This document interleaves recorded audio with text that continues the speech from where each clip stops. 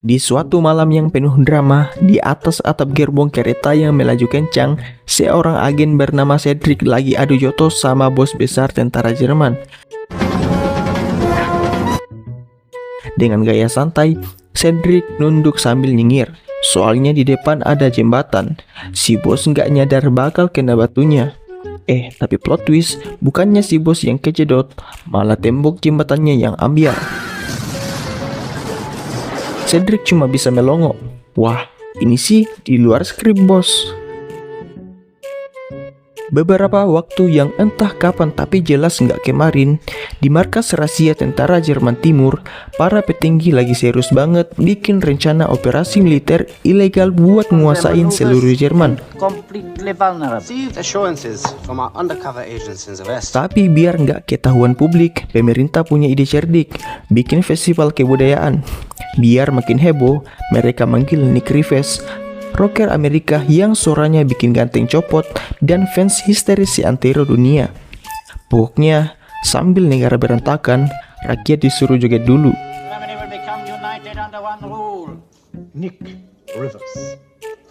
Beberapa hari entah kemana, tahu-tahu Nick Rives dan Martin udah nongkrong di Jerman. Asyik coret-coret sketsa pemandangan dari jendela kereta. Lagi asik-asiknya, kereta berhenti di suatu stasiun buat pemeriksaan paspor. Belum sempat napas lega, tiba-tiba muncul petinggi militer Jerman dengan muka serius. Di luar jendela kereta, ada orang malang yang kena hukuman mati cuma gara-gara nyolong makanan anjing.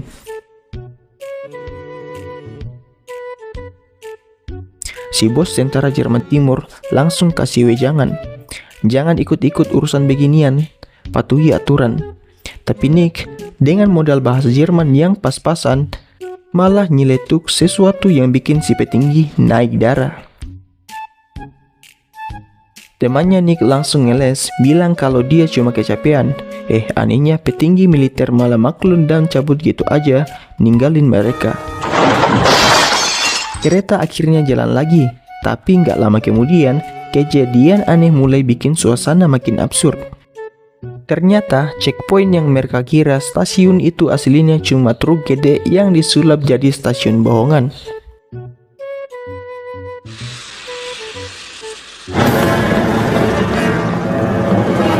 Belum cukup aneh, ada orang yang lagi heboh ngejar pohon yang bisa lari entah buat apa. I want a schnauzer. Akhirnya, mereka nyampe di stasiun kota, terus lanjut ke ibu kota Jerman Timur. Tapi kok malah berubah jadi game Pac-Man? Lah, ini dunia nyata apa emulator? Sampai di sana, mereka disambut pidato wali kota yang super formal. Terus dikasih medali sama atlet olimpiade. Sementara itu, agen Cedric lagi nyari info dari informannya. Si informan dengan gaya misterius bilang kalau ada pengkhianat di gerakan perlawanan. Cedric juga nanya soal Dr. Fleming yang katanya lagi diciduk Jerman. Tapi bukannya jawab serius, si informan malah main-main Cedric dulu. Bikin penasaran, akhirnya dia kasih petunjuk. Kalau mau tahu lebih lanjut, Cedric harus datang ke acara balet dan ketemu bos perlawanan yang namanya keren abis, The Torch. Tapi sial, di tengah jalan Cedric malah kena jebakan. Ada orang misterius yang ngegiring dia masuk ke mobil, terus langsung dikirim ke mesin penghancur besi. Sementara itu, malam pun tiba. Nick lagi asik di pesta dansa, menikmati suasana. Tiba-tiba petinggi Jerman datang dengan gaya sok berwibawa, bawa seorang vokalis.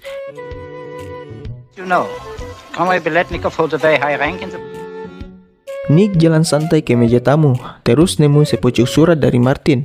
Pas dibaca, tiba-tiba ada suara hati yang dramatis banget. Down with a sore throat, so I've decided to turn in early. Don't forget you have to be at the theater at 8:30. Ternyata itu cuma Martin sendiri yang ngelawak. Belum habis kejutan, muncul cewek cakep bernama Hilary Fleming. Ternyata dia anggota gerakan perlawanan, bukan sekedar tamu pesta.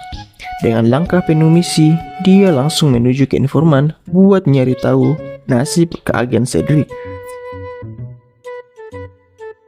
Tiba-tiba, duar, si informan kena timah panas. Hillary nggak pakai mikir lama, langsung cabut gaspol. Dia nyelenong masuk ke pesta dansa, ngos-ngosan sambil nyari tempat sembunyi. Malah ketemu cowok yang sok jadi penjemput.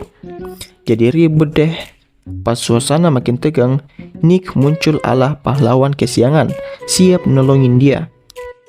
Tanpa babi bu, Hillary langsung ditarik ke lantai dansa. Ya udah, sekalian joget aja. Tapi bukannya berdansa romantis, mereka malah nari gaya absurd yang entah terinspirasi dari mana. Setelah capek goyang, mereka duduk di meja tamu. Lapar dong, terus nanya rekomendasi makanan.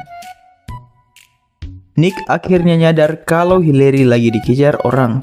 Mukanya langsung tegang, siap ambil tindakan. Tapi Hillary malah nyantai. Nick cuma bisa melongo, bingung antara ketawa atau makin panik. Nggak lama, si MC dengan suara lantang ngumumin ada penyanyi spesial dari petinggi Jerman. Tapi entah kenapa, Nick GR habis, ngira dia yang dipanggil. Tanpa ragu, dia jalan ke panggung dengan penuh percaya diri. Padahal semua orang bingung, termasuk penyanyi aslinya. Bukannya diusir, Nick malah nekat nyanyi, dan yang lebih gila, suaranya bikin penonton melongo kagum. Yang awalnya musik jazz syahdu, tiba-tiba berubah jadi rock and roll liar. Pengiring musik sampai keringatan, ikut ke bawah suasana, panggung meledak kayak konser dadakan. Habis acara kelar, Hillary balik ke kosannya dengan sisa energi yang tinggal 10%. Tapi baru aja mau rebahan, tiba-tiba agen Cedric nongol di depan pintu. Dan gak cuma nongol, dia berubah jadi transformer. Hillary pun sampai melongo. Cedric cuek, langsung nyodorin misi. Lu harus ketemu pemimpin pemberontak The Torch di acara balet. Dia bisa bantu nyelamatin bokap lu, Dr. Fleming. Tanpa banyak cincong, Hillary langsung ngegas ke acara balerina. Begitu nyampe, dia ngerasa ada yang gak beres sama para balerina. Apaan tuh? Sementara itu, di seberang panggung, Nick lagi ngintip pakai teropong. Taunya Hillary lagi digas sama seseorang. Panik gak tuh? Tanpa pikir panjang, Nick langsung ngebut buat nyelamatin dia. Pementasan balet langsung berantakan kayak mie tumpah. Tanpa pikir panjang, mereka kabur lewat jendela di sebuah ruangan. Hillary nyuruh Nick buat ikut, tapi doi malah milih stay buat bikin keributan biar Hillary bisa lolos dengan aman. Nick langsung digelandang ke rutan militer Jerman, auto jadi tahan VIP. Tiba-tiba Martin nongol buat deep talk. Kirain mau nolongin, malah curhat ke duta besar PBB soal masalah rumah tangganya. Katanya gak bisa bikin istrinya bahagia. Nick yang udah pusing malah nginalin dia ke sebuah alat absurd dan membagongkan. Siapa tahu bisa jadi solusi.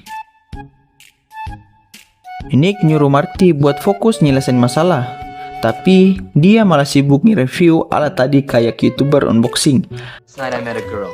Then later at the ballet, she's sitting all alone. Setelah puas ngejelasin fitur-fiturnya, Marty cuma ngepuk-ngepuk bahu Nick, terus cabut sambil bilang, "Santai aja bro, no worry, be happy." Beberapa hari kemudian, Nick digiring sipir bareng seseorang ke ruang eksekusi. Udah deg-degan, malah diinterogasi soal pembunuhan agen mereka. Katanya, dia bawa 2 orang aneh. Satu cuma bisa baca koran New York Post, yang satu lagi matanya udah minus parah, hampir buta. Puncaknya, mereka nuduh Marty mati gara-gara kesodok alat absurd yang dikasih Nick. Nick digotong balik ke sel. Udah dijadwalin buat dieksekusi dalam hitungan hari. Panik dong. Akhirnya dia nyoba kabur lewat ventilasi, tapi malah muter-muter kayak setan nyasar, dan ujung-ujungnya balik ke tempat semula. Setelah berkali-kali trial and error, akhirnya dia sukses nyemplung ke ruang bawah tanah. Malah ketemu sama Dr. Fleming di sana. Dr. Fleming langsung pamerin hasil eksperimennya selama setahun. Alat canggih yang cuma bisa mindahin garam. My life. I'm ashamed of Nick cuma bisa angguk-angguk, pura-pura takjub. Terus, Dr. Flemen cerita kalau dia diculik militer buat bikin senjata super yang bisa narik kapal selam NATO pakai daya magnetik. Pas ditunjukin senjatanya, Nick iseng pencet tombolnya. Nggak taunya kapal selamnya beneran jelenong datang dong.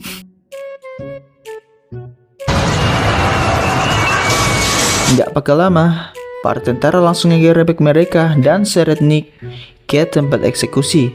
Udah siap-siap ucapin salam perpisahan, tiba-tiba eksekusinya ditunda. Katanya pemerintah nggak mau bikin ribut sama dunia internasional. Jadi sebagai gantinya, Nick malah disuruh manggung malam ini. Pas malam tiba, dia naik ke panggung, nyanyi dengan full power, dan boom, para cewek langsung histeris, terpesona, bahkan ada yang pingsan. Fix, eksekusi batal. Konser malah jadi legenda. Nggak pakai lama, Hillary datang bak pahlawan kesiangan buat nyelamatin Nick. Mereka langsung kabur naik sepeda, ngegoe secepat kilat kayak lagi dikejar debt collector, sampai akhirnya nyampe di sebuah taman. Di sana, Hillary cerita soal misinya dan tim perlawanan. Ternyata dia lagi nyari ayahnya. Plot twistnya, ayahnya itu udah duluan ketemu Nick. Tiba-tiba tentara itu nongol buat nyari mereka. Panik gak tuh? Hillary dan Nick langsung auto mode acting, cosplay jadi ABG alay yang lagi pacaran di taman.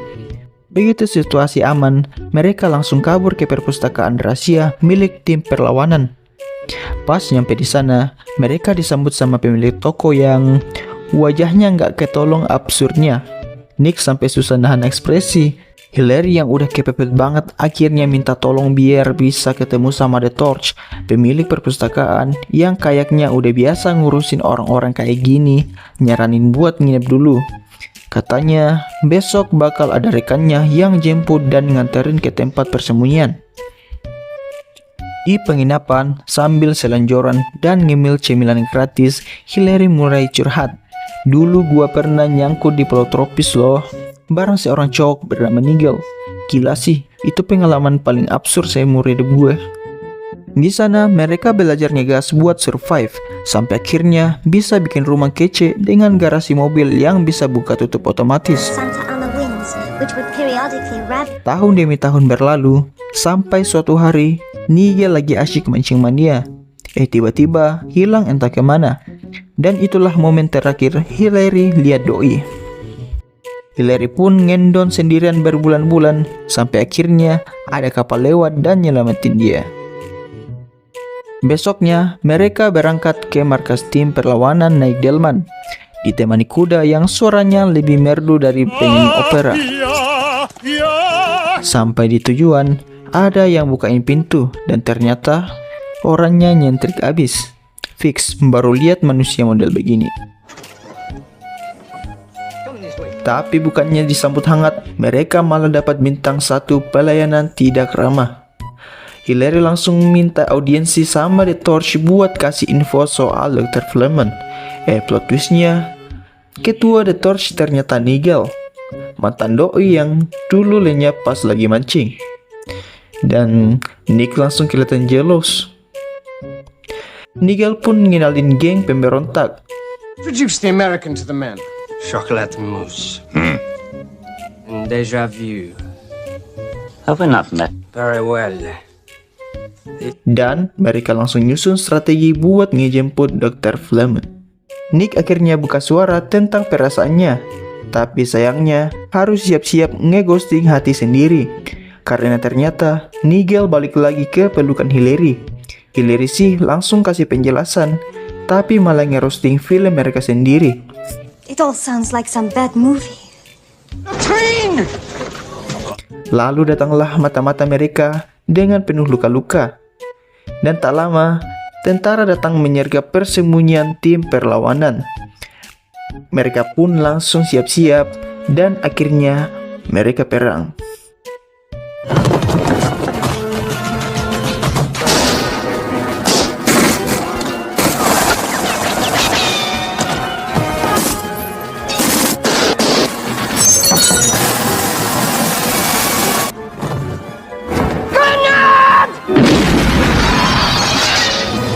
Para tentara akhirnya berhasil nyusup, tapi si coklat gercep ngeberesin mereka pakai meriam. Auto menang dong. Malam pun tiba, dan mereka langsung cabut ke toko pizza buat meeting darurat soal misi penyelamatan Dr. Fleming. Tiba-tiba, Letrin nongol lagi. Kali ini dengan luka-luka plus bawa merpati yang nyelipin pesan penting. Isinya, ternyata ada pengkhianat di tim perlawanan. Beberapa waktu nggak jelas kemudian, tim perlawanan terjun dari pesawat dan nyampe di markas militer Jerman Timur. Mereka ngumpet dulu, ngintip-ngintip situasi. Setelah ngamatin, Nigel langsung pasang otak, bikin strategi super random nyamar jadi sapi buat masuk ke ruang generator. Nggak cuma itu, mereka bagi tim juga, siap-siap nyusup ke markas Jerman Timur buat misi epik, nyelamatin Dr. Fleming. Mereka pun langsung pecah tim buat nyelenong ke markas musuh. Nigel dan Duquesne sukses ngejalanin misi undercover paling absurd, nyamar jadi sapi. Ajaibnya, mereka berhasil lolos masuk tanpa dicurigai. Sampai di ruang generator, mereka santai dulu, ngebobol pintu sambil ngudut. Tapi jebret, saklar langsung mereka matiin. Sementara itu, di sisi lain, Nick and Friends juga nggak mau kalah. Mereka sukses nyusup lewat pagar yang dijaga sama sepasang sepatu doang. Mereka lempar tali ke atas benteng buat manjat, tapi malah hampir nyabet kepala sendiri. Coba lagi, dan akhirnya sukses. Begitu sampai di atas, mereka langsung gas hajar para penjaga tanpa banyak bacot.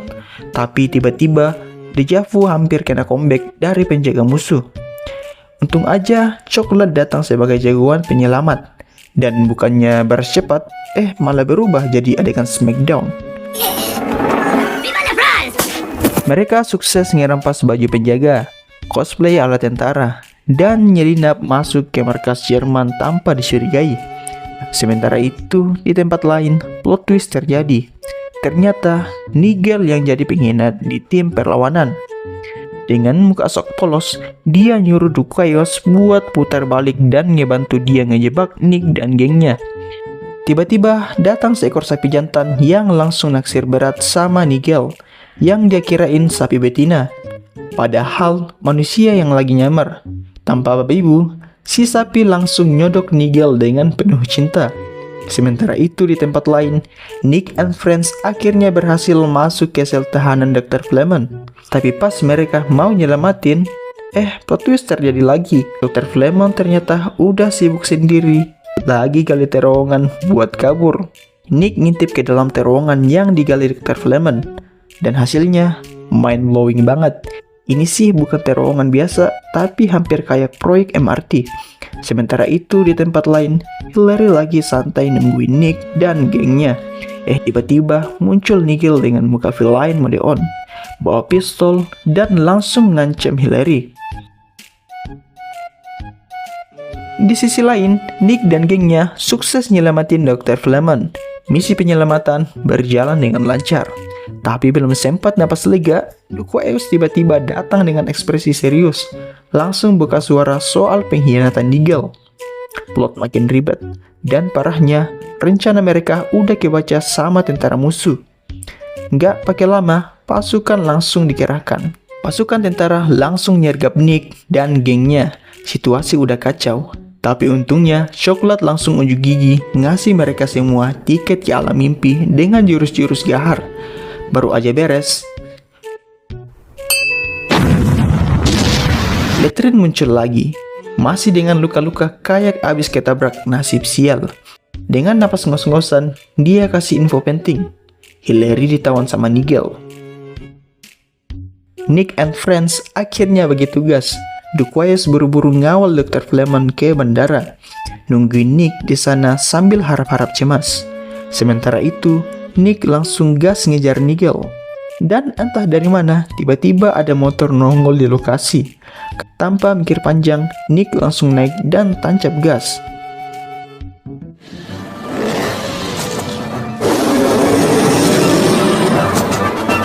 Nick akhirnya berhasil nyusul truk yang dikendarai Nigel. Dan tanpa basa-basi, langsung terjadi duel jotos-jotosan di atas kendaraan yang melaju kencang. Pukulan melayang, tendangan kena angin, pokoknya seru abis. Hingga akhirnya mereka berdua nyampe di jembatan. Dan seperti adegan film action pada umumnya, mereka sama-sama kepeleset dan nyungsep ke sungai. Walaupun udah nyungsep ke sungai, Nick dan Nigel tetap gak mau damai. Mereka lanjut duel sampai ke dasar. Tapi tiba-tiba suasana berubah total. Loh, kok jadi bar ala cowboy?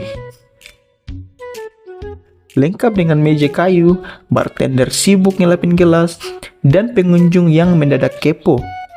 Gak cukup sampai di situ, mereka semua malah ikutan ribut. Jadi kayak adegan bar fight klasik.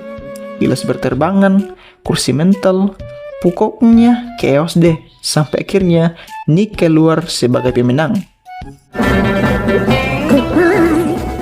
Sementara itu di bandara, Dr. Flemen udah standby, nungguin putrinya sambil siap-siap cabut ke Amerika.